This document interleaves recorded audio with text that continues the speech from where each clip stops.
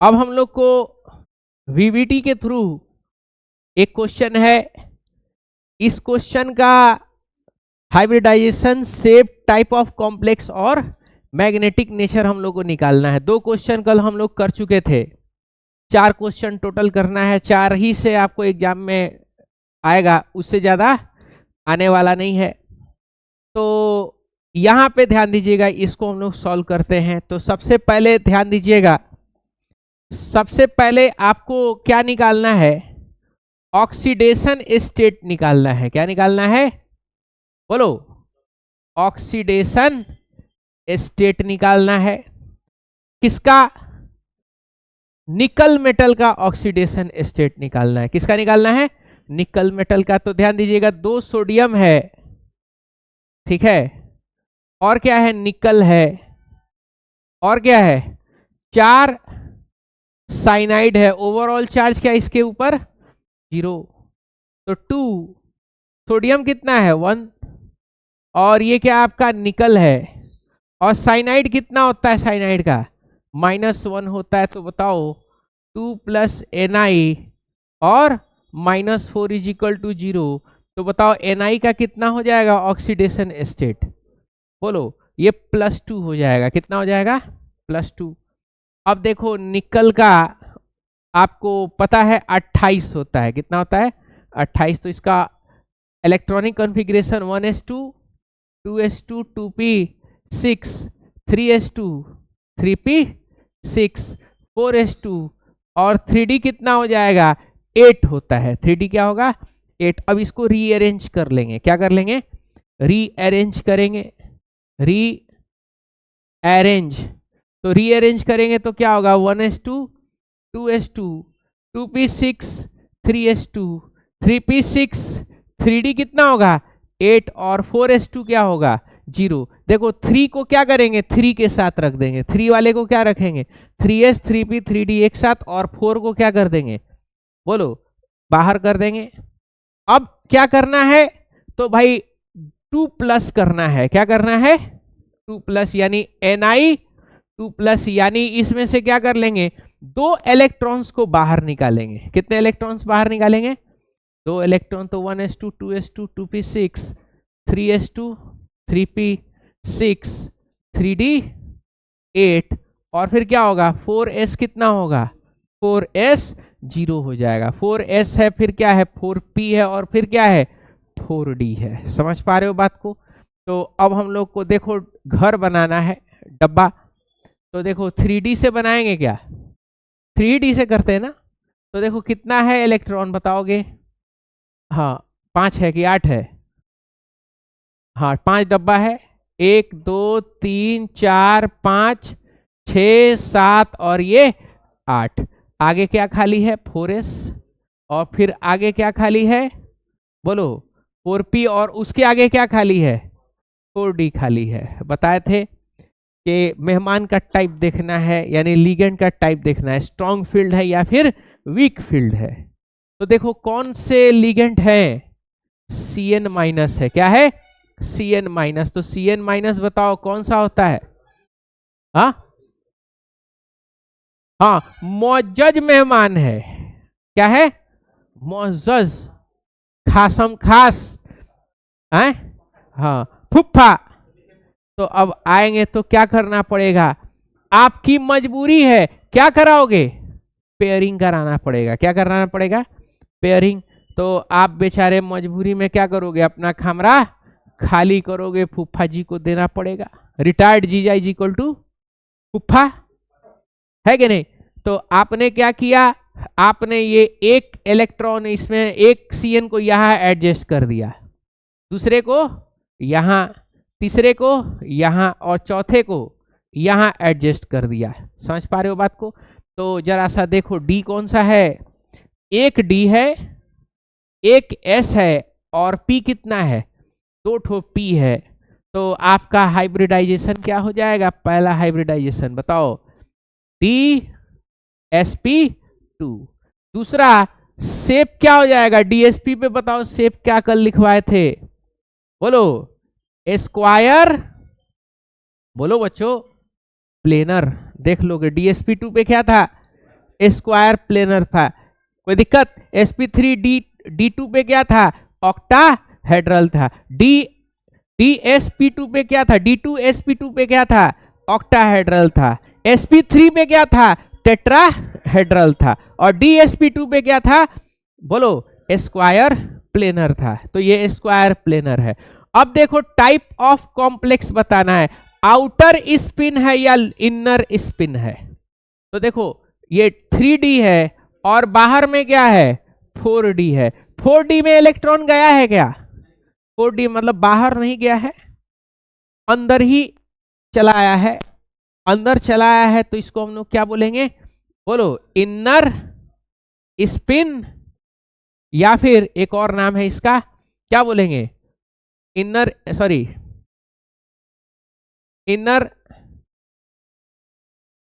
Complex बोलते थे, inner orbital complex बोलते थे। और इसी को हम लोग क्या बोलते थे? लो स्पिन कॉम्प्लेक्स भी बोलेंगे। क्या बोलेंगे? लो स्पिन कॉम्प्लेक्स भी बोलेंगे। अंदर में भरा हुआ है, कोई दिक्कत? अगर इसमें नहीं भर के आगे भरा हुआ होता तो क्या बोलते हैं? यानी पेयरिंग नहीं कर पाता, कहता कि नहीं जगह नहीं छोड़ेंगे, पेयरिंग नहीं करेंगे, आगे जाओ, तो क्या होता है? आउटर स्पिन कॉम्प्लेक्स होता है। समझ पा रहे हो? तो ये इनर स्पिन कॉम्प्लेक्स हो गया, इनर ऑर्बिटल कॉम्प्लेक्स या लो स्पिन। अब क्या होगा, ध्यान दीजिएगा। तो अब हम लोग को मैग्नेटिक नेचर देखना है। क्या सब पेयर्ड है? क्या सब पेयर्ड है? तो क्या हो जाएगा? बोलो, क्या होगा? डाई मैग्नेटिक होगा। क्या हो जाएगा? डाई मैग्नेटिक होगा। तो इस तरीके से आपके सवाल आता है और इस तरीके से आपको क्या करना है? सॉल्व कर लेना है। कोई दिक्कत यहाँ पे? बोलो, कोई प्रॉब्लम? तो एक और सवाल हम लोग करते हैं, ठीक है ना? Na2 NiF4। अगला सवाल क्या है? Next question, Na2 NiF4। इसमें भी वही चीज आपको निकालना है। क्या निकालना है?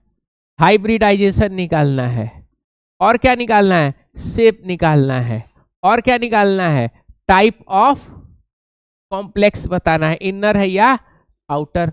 और क्या निकालना है? मैग्नेटिक, बोलो, नेचर निकालना है। क्या निकालना है? मैग्नेटिक नेचर निकालना है। कोई प्रॉब्लम? बोलिए। तो स्टार्ट करते हैं। तो सबसे पहले ऑक्सीडेशन स्टेट निकालेंगे। तो देखो सोडियम है, कितना सोडियम है बाबू? 2 सोडियम है। फिर क्या है? निकल है। और फिर क्या है? 4 आपका फ्लोरीन है, ओवरऑल 0।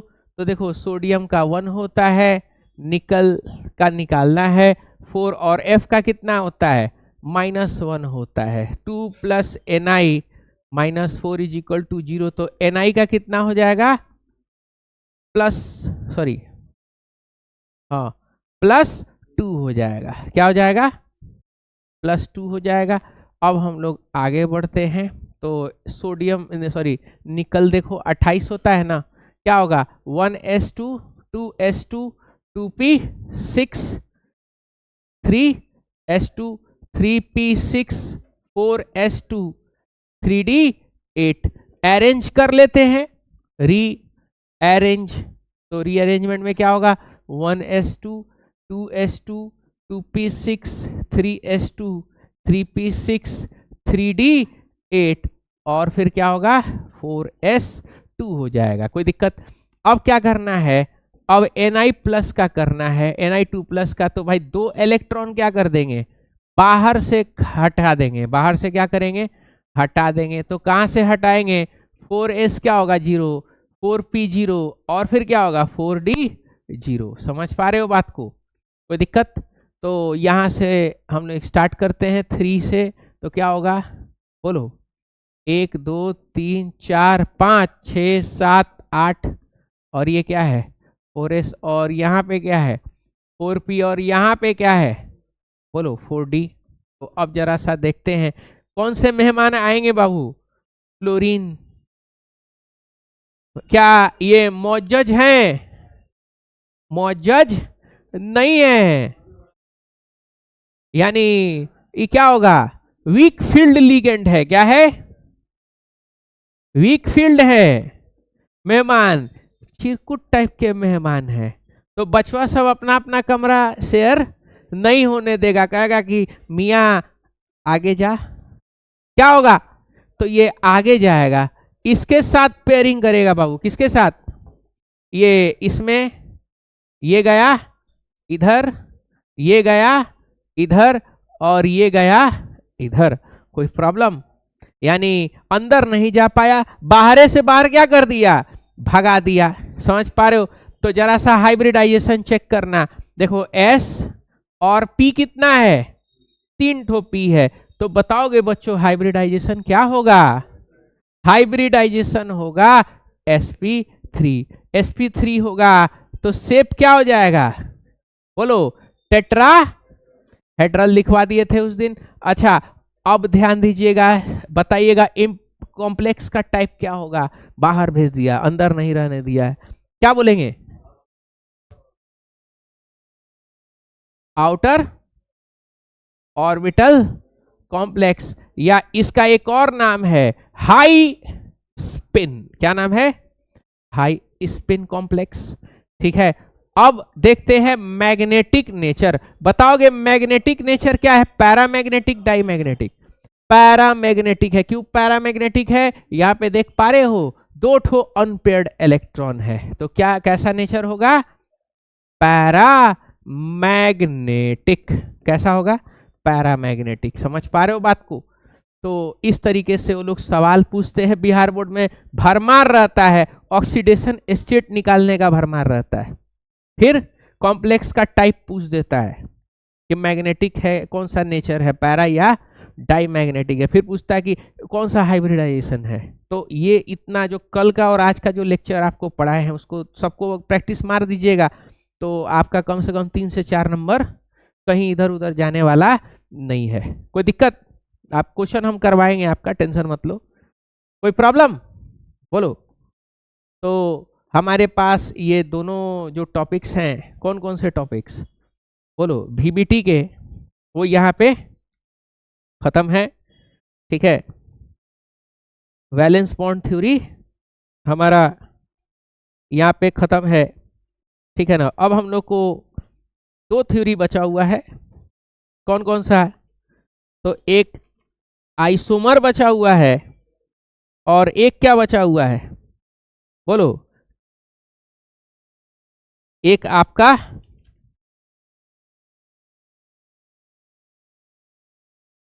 तो अब हम लोग आइसोमेरिज्म स्टार्ट कर देते हैं। आइसोमर बचा हुआ है, एक क्रिस्टल फील्ड थ्योरी बचा हुआ है। 2 थ्योरी और जो है आपका बचा हुआ है इस चैप्टर के अंदर में। ठीक है, CBSE के कितने लोग हैं? हाँ, कोई नहीं उनका। हाँ, आप ही हैं खाली? एक और था ना? अच्छा, हाँ ठीक है। जो आपका पुराना जो लेक्चर छूटा होगा ना, ऑनलाइन देख लीजिएगा।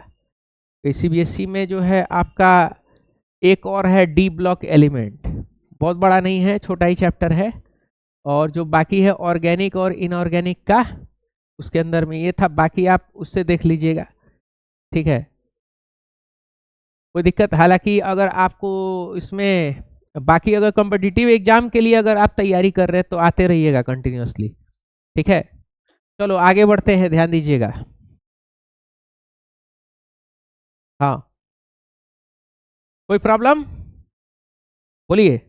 यहाँ पे समझने में अब हम लोग पढ़ेंगे आइसोमेरिज्म के तरफ हम लोग चलेंगे। कहाँ चलेंगे? आइसोमेरिज्म। ध्यान दीजिएगा। तो आइसोमर्स क्या होता है? बोलो। आइसोमर्स क्या होता है? बोलो। ऐसा कंपाउंड होता है जिनका फॉर्मूला क्या है? बोलो। फॉर्मूला सेम है, लेकिन स्ट्रक्चर अलग हो गया, या फिर स्पेस में ओरिएंटेशन अलग हो जाए, तो उसको हम लोग क्या बोलते हैं? आइसोमर्स बोलते हैं। तो आइसोमर्स क्या होगा? The compounds which have same chemical formula, but बोलो डिफरेंट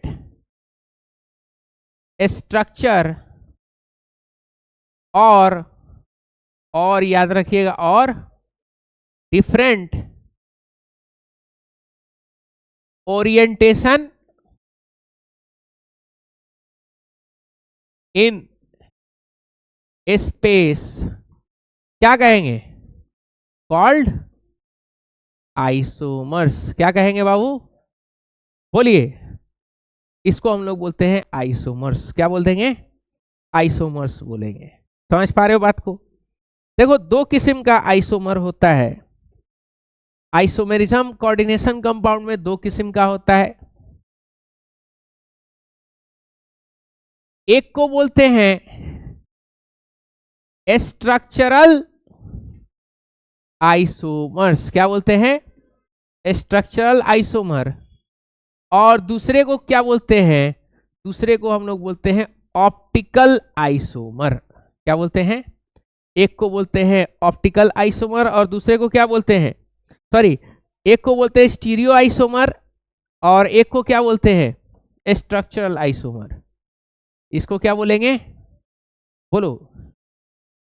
स्टीरियो आइसोमर। ठीक है। अब स्ट्रक्चरल आइसोमर कौन सा आइसोमर होगा? स्ट्रक्चरल आइसोमर वो आइसोमर होता है जिसमें किसका डिफरेंस होगा? स्ट्रक्चर का डिफरेंस होगा। जिसका किसका डिफरेंस होगा? स्ट्रक्चर का डिफरेंस होगा। और स्टीरियो आइसोमर कैसा आइसोमर होगा? जिसमें स्पेस के ओरिएंटेशन का फर्क होगा। किसका फर्क होगा?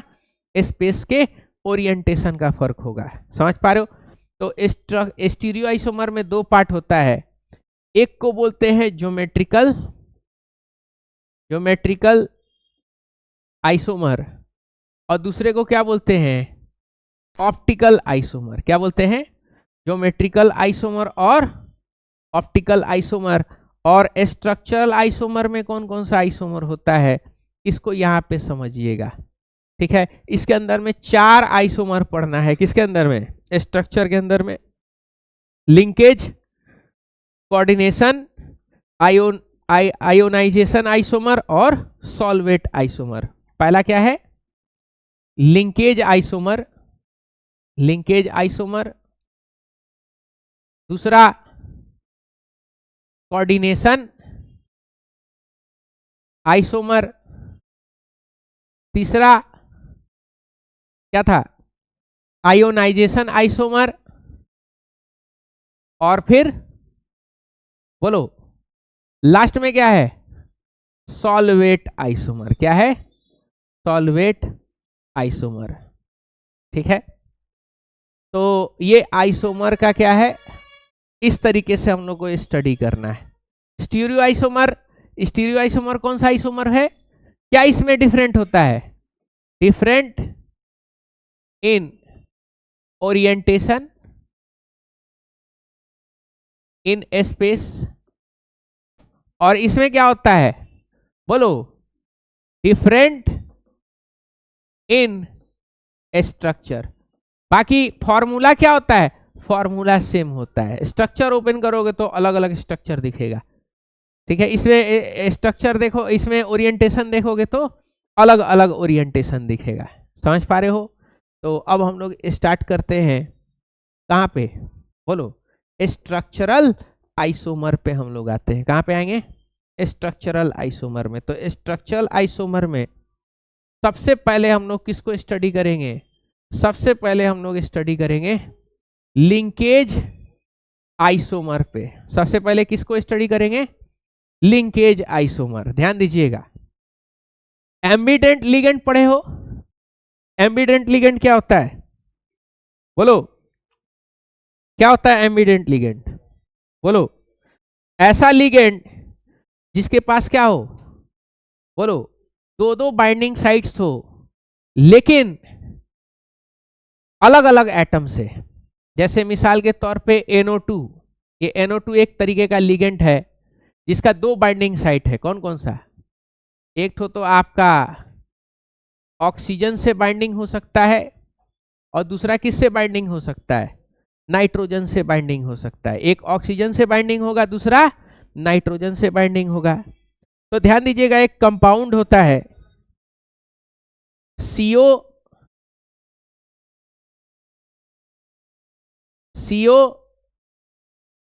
NH3 होल 5 NO2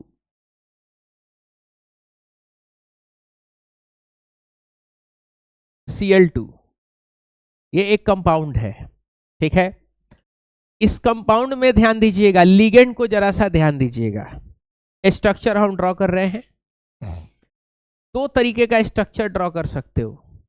कितना तरीके का स्ट्रक्चर ड्रॉ कर सकते हो? दो तरीके का, ध्यान दीजिएगा। एक CO, इस तरीके से आपका बाइंडिंग हुआ, ठीक है। ये NH3, ये भी क्या है? NH3, ये भी क्या है? NH3, ये भी क्या है? NH3, ये भी क्या है? NH3। और एक और बाइंडिंग हुआ, नाइट्रोजन NO2 जुड़ा। क्या जुड़ा? ये NO2 जुड़ा। किस साइड से जुड़ा है? ये जुड़ गया आपका नाइट्रोजन साइड से। किस साइड से जुड़ गया? नाइट्रोजन साइड से। एक और तरीके का आप स्ट्रक्चर बना सकते हो इसी के अंदर में, CO है और NH3 इस तरीके से जुड़ा हुआ है। इस तरीके से क्या जुड़ा हुआ है? बोलिए। इस तरीके से NH3 जुड़ा हुआ है, ऐसे। और यहां पे किससे जुड़ा हुआ है? O से जुड़ गया है। किससे जुड़ गया है? बोलो। O से जुड़ा हुआ है। किससे जुड़ा हुआ है? O से। यानी यहां पे दो दो लिंकेज दिख रहा है क्या? N से लिंकेज दिख रहा है, और किससे दिख रहा है? O से लिंकेज दिख रहा है। यानी एम्बिडेंट लिगेंड है यहां पे। कौन सा लिगेंड है बाबू? बोलो। ये एम्बिडेंट लिगेंड है, एम्बिडेंट लिगेंड है। और एम्बिडेंट लिगेंड में यहां पे आप देख पा रहे हो दो दो तरीके का स्ट्रक्चर पॉसिबल हो रहा है। एक ऑक्सीजन से जुड़ जा रहा है और एक नाइट्रोजन से जुड़ जा रहा है। ये दो तरीके का आपको क्या है? बोलो। ये दो तरीके का आपको आइसोमर यहाँ पे दिख रहा है। दोनों का केमिकल फॉर्मूला क्या है? सेम है, लेकिन स्पेस में कनेक्टिविटी क्या है? अलग अलग है। समझ पा रहे हो? एक नाइट्रोजन से जुड़ रहा है और एक ऑक्सीजन से जुड़ रहा है, तो इन दोनों का लिंकेज अलग अलग है। इसीलिए हम लोग क्या बोलते हैं इसको? इसको बोलते हैं लिंकेज आइसोमर बोलेंगे। क्या बोलेंगे? Linkage isomer. कोई दिक्कत? बोलो। तो यहां पे समझना, ये ऑक्सीजन से जो जुड़ता है ये रेड कलर का होता है। किस कलर का होता है? रेड। और जो नाइट्रोजन से जुड़ रहा है ये क्या हो रहा है? बोलो। येलो कलर का होता है। इसका एग्जाम्पल भी आपको शायद देखते हैं गूगल में, पता नहीं वर्क कर रहा है कि नहीं। ऑफलाइन है, थोड़ा सा कनेक्शन का दिक्कत है। हाँ हाँ, वो पता नहीं कुछ प्रॉब्लम वगैरह है, शायद काम नहीं कर रहा है नेटवर्क, तो पता नहीं कुछ होगा। खैर कोई दिक्कत। तो क्या लिखेंगे? Linkage isomer, linkage isomers exist because of ambident ligand which has different atom connectivity। कोई दिक्कत यहां पे? कोई प्रॉब्लम? एग्जाम्पल याद रहेगा? बोलिए। कोई प्रॉब्लम? ठीक है। तो अगला लिंक, अगला आइसोमर क्या है? अगला है कोऑर्डिनेट आइसोमर। नेक्स्ट क्या है? Coordinate isomer. एक काम करो, आज यहीं तक रहने दो। हाँ, कल बाकी आइसोमर्स पढ़ेंगे, ठीक है।